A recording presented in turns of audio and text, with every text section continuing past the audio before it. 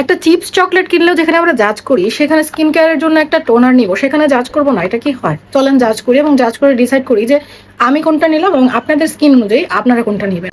তো প্রথমেই কথা বলি মেডিকিউর পিডিয়ারের পিঙ্ক নায়াসিনামাইড এই টোনারটা নিয়ে। এইটা হচ্ছে আমার রিসেন্ট ক্রাশ খাইছি এটার উপরে মূলত।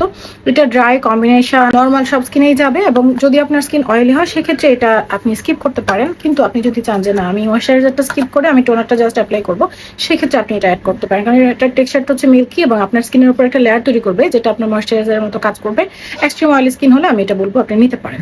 সেন্সিটিভ স্কিনেও এটা ইউজ করা যাবে। এখন প্রশ্ন আসে ফাঙ্গাল একনি সেফ কিনা, এটা আমি একদম শেষে বলতেছি। এইটাতে আছে পিডিআরএন, যা হচ্ছে আপনার স্কিন ব্যারিয়ারটাকে রিপেয়ার করতে এবং স্কিন ব্যারিয়ার সাপোর্ট করতে হেল্প করে। আছে প্যান্থেনল সেরামাইড, যেটা আপনার স্কিন ব্যারিয়ারকে মজবুত করতেও হেল্প করবে। নায়াসিনামাইড আছে, যেটা আপনার স্কিনের গ্লো বাড়াবে, দাগছোপ কমাবে এবং হচ্ছে অয়েল কন্ট্রোলেও কাজ করবে।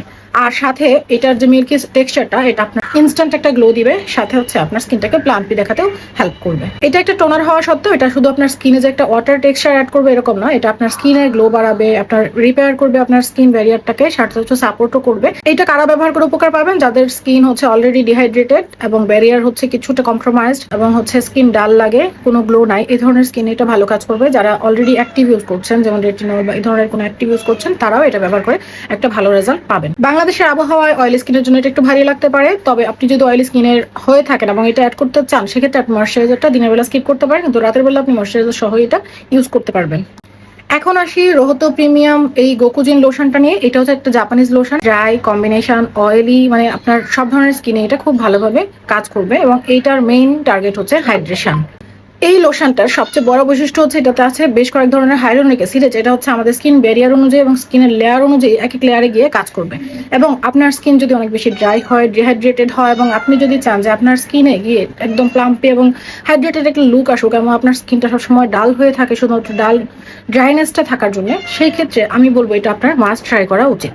এইটাকে বলা যেতে পারে আপনার স্কিনের হাইড্রেশন স্পেশালিস্ট এবং এইটা আপনার স্কিনের হাইড্রেশন ধরে রাখতে খুব ভালো কাজ করবে। যেহেতু হাইলোরনিক অ্যাসিড আছে, এটা আপনার স্কিনে প্রচুর পানি ধরে রাখবে, আপনার স্কিনটাকে হাইড্রেটেড রাখবে এবং আপনার পরবর্তীতে যে আপনি স্কিন কেয়ার প্রোডাক্টগুলো ইউজ করবেন সেগুলোকে পেনিট্রেট করতে খুব ভালোভাবে হেল্প করে।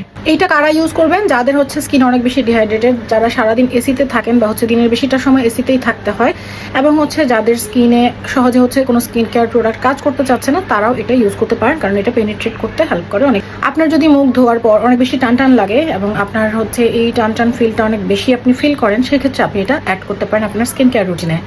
এখন আপনি এই দুটা থেকে কোনটা নেবেন? আপনার যদি skin barrier support plus glow চান, তাহলে আপনি এইটা নেবেন, এবং যদি আপনার মনে হয় যে না আমার হচ্ছে প্লাম্প এবং গ্লো দরকার, সেক্ষেত্রে আপনি এইটা নেবেন। অনেকেই হচ্ছে এই দুইটা একই রুটিনে ইউজ করেন, আগে এটা ইউজ করেন এবং পরে হচ্ছে মেডিকিউর এটা ইউজ করেন, সেক্ষেত্রে করতে পারেন, তবে এটা মাস্ট নয়, এটা আপনার ইচ্ছার উপর ডিপেন্ড করছে, আপনার বাজেটের উপর ডিপেন্ড করছে।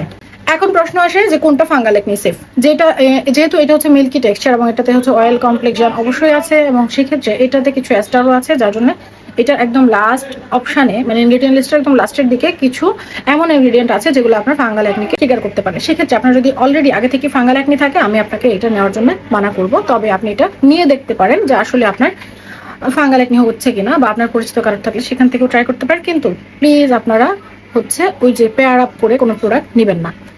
এরপর আসে এটাতে, এইটা হচ্ছে ফাঙ্গাল অ্যাকনি সেফ, এটা একদম ওয়াটার টেক্সচার একটা টোনার, যার জন্য এটাতে কোনো ধরনের এস্টার ইউজ করতে হয় নাই এবং সেজন্য আমি বলবো যারা হচ্ছে ফাঙ্গাল অ্যাকনি সেফ কোনো প্রোডাক্ট আছেন তারা এটা নিতে পারেন।